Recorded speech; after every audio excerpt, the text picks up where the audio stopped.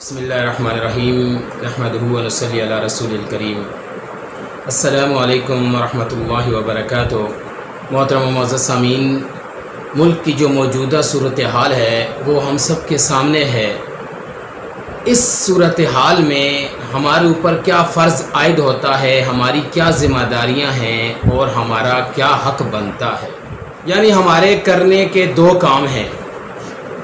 ایک کام تو یہ ہے کہ اپنے مصیبت زدہ بھائیوں کی، اپنی قوم کی مدد کریں، اور جس قدر ان کی مدد کر سکتے ہیں ان کی مدد کریں۔ اپنی استطاعت اور طاقت کے مطابق ہر آدمی پر ان کی مدد کرنا لازم ہے، اس لیے کہ نبی علیہ الصلوۃ والسلام کی حدیث کا مفہوم ہے کہ تمام مومنین ایک جسم کی مانند ہیں۔ اگر جسم کے کسی ایک حصے میں تکلیف ہوتی ہے تو پورا جسم اس تکلیف کو محسوس کرتا ہے۔ اس کو محسوس کرنے کا مطلب یہ ہے کہ تمام مومنین ان کی حیثیت ایک جسم کی ہے۔ جس طرح جسم کے کسی حصے میں تکلیف ہوتی ہے تو اس کو دور کرنے کی کوشش کی جاتی ہے اور پورا جسم بے چین ہو جاتا ہے، اسی طرح دنیا کے کسی حصے میں، کسی خطے میں بھی اگر امت مسلمہ کسی پریشانی میں مبتلا ہیں، کسی تکلیف میں مبتلا ہیں، تو تمام مومنین کو چاہیے کہ اس تکلیف کو محسوس کریں اور ان کی اس مصیبت سے ان کو نکالنے کی کوشش کریں، ان کی مدد کریں۔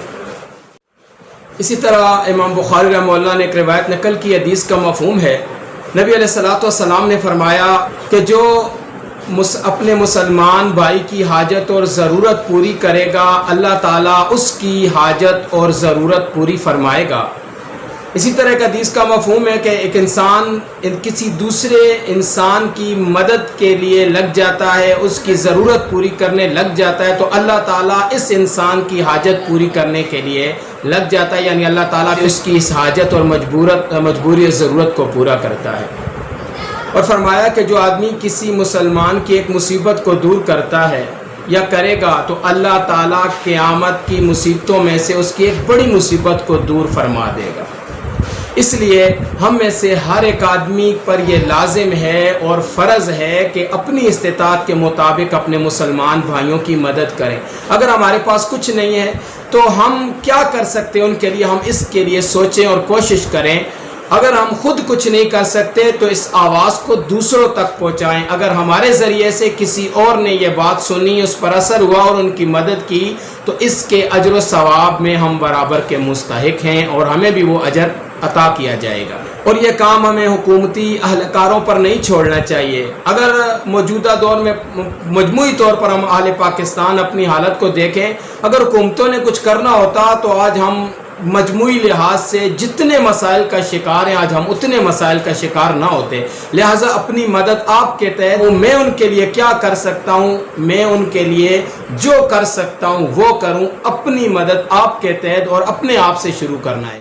اور دوسرا کرنے کا کام کہ اگر ہم اپنی اجتماعی حالت کو دیکھیں تو ہم مجموعی لحاظ سے اللہ تعالیٰ کی بغاوت اور نافرمانی میں اس قدر آگے بڑھ چکے ہیں کہ جن قوموں پر عذاب آیا تھا ہم ان سے بھی آگے نکل چکے ہیں۔